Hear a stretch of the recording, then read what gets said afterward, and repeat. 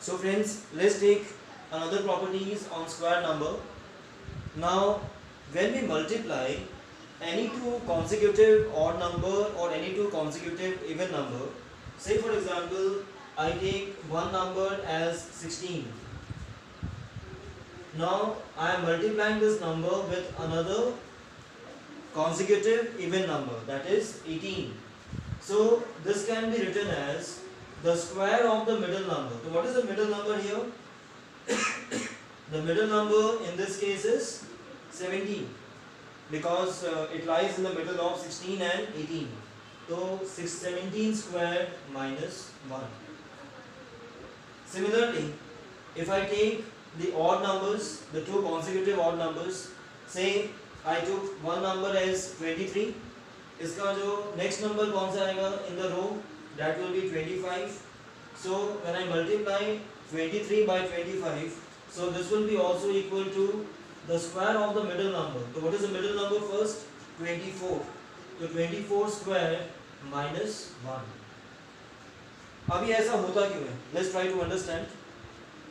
So now when I take the middle number, say 24, it means both the numbers are at the equal distance from 24. 23 is 1 less than 24, while 25 is 1 greater than 24. So I can write down 23 as 24 minus 1 whole square. Similarly, I can write 25 as 24 plus 1 whole square. And we already, there will be no square here. This is 24 minus 1 into 24 plus 1. So we come across that identity a minus b into a plus b, which is a square minus b square. So this I can write down as the square of the first term minus the square of the second term. 1 square is 1, so this I can also write it down as 24 square minus 1. Similarly here also 16, 18 both are at equal distance.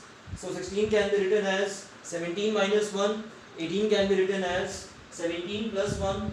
So when I multiply 17 plus 1 with 17 minus 1, so this will also give me the same result, the 17 square minus 1. So this was one application of square I wanted to cover.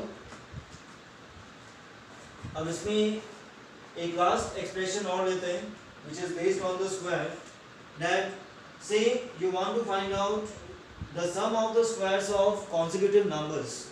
Say you want to find out 1 square plus 2 square, 3 square, or say 4 square. So again in this case the answer will be 1 by 6 multiplied by, अब यहाँ पे हम कितने numbers ले रहे हैं? We have taken first 4 numbers. तो अब यहाँ पे क्या लिखेंगे? 4. यहाँ पे आप क्या लिखेंगे? Next number 5, and this will be multiplied by 4 plus 5, that is 9. Yes, and this will be your answer. Let's try another one. Suppose I want to find out 1 square plus 2 square, and I want to find out up to 10 square. So I can write it down as 1 by 6 into, यहाँ पे कितनी terms मैंने ली है 1 से लेके 10 तक, there are 10 terms, so 10 multiplied by 10 के बाद अगला नंबर क्या होता है 11, और फिर आप मल्टीप्लाई करेंगे किससे 10 plus 11 से, that is 21. So in this way we can find out the sum of the consecutive squares. So let's take one application.